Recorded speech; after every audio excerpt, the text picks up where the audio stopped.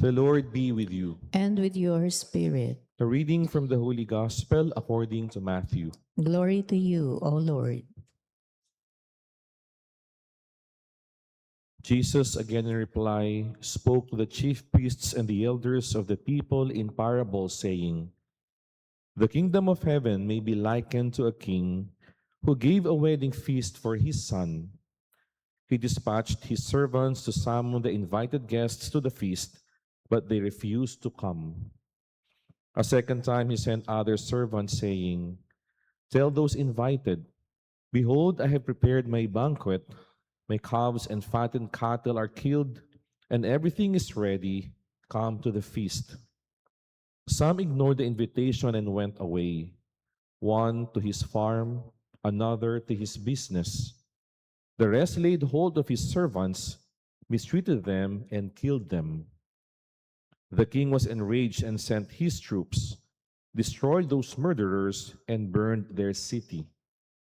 Then the king said to his servants, 'The feast is ready, but those who were invited were not worthy to come. Go out, therefore, into the main roads and invite to the feast whomever you find.'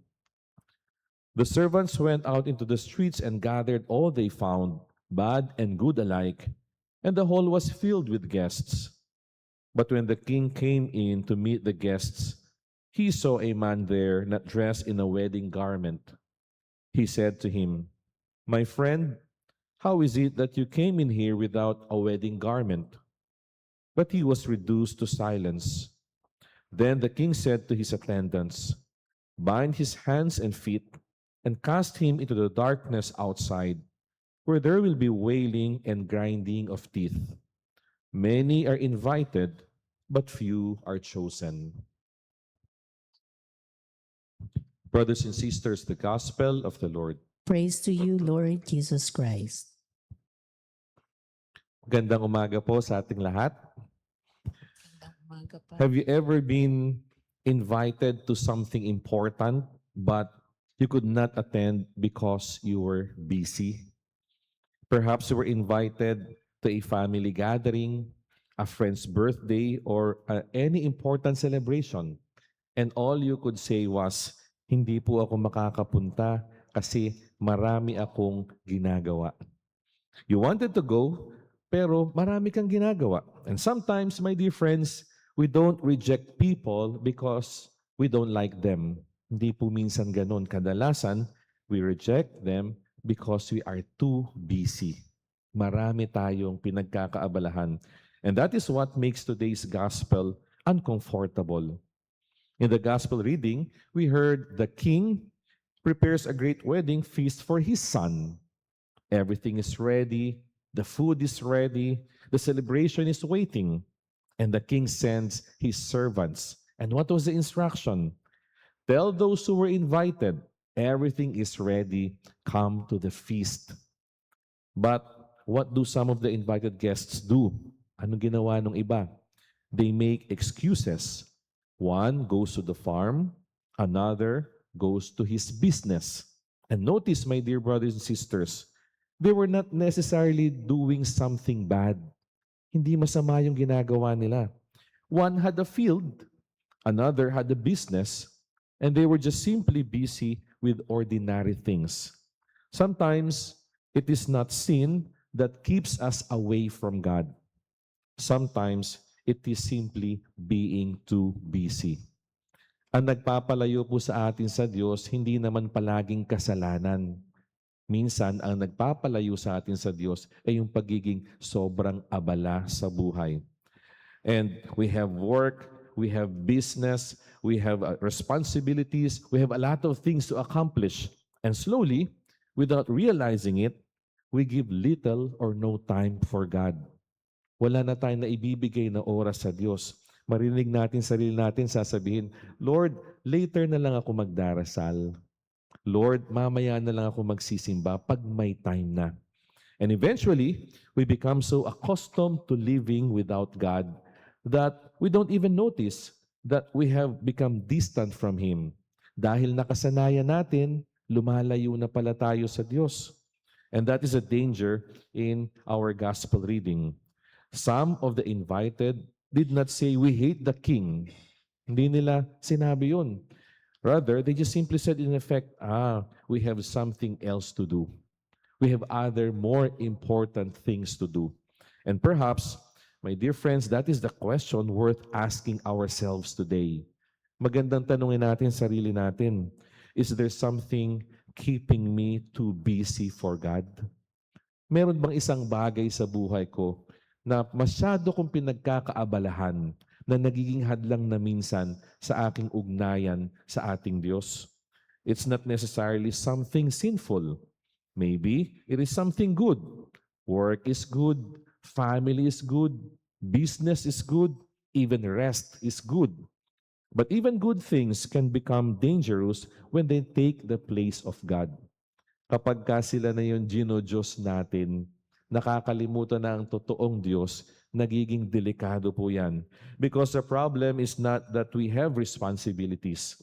The problem is when our responsibilities become so important that God no longer has a place in our lives.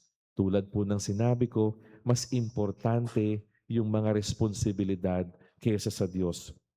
And this would connect us beautifully in our first reading. In the first reading, God says through Ezekiel, "I will give you a new heart and place a new spirit within you." Magbibigay daw ng bagong puso ang Diyos. And it's good to ask, why do we need a new heart? Because sometimes our hearts become disordered. We begin to love the wrong things too much.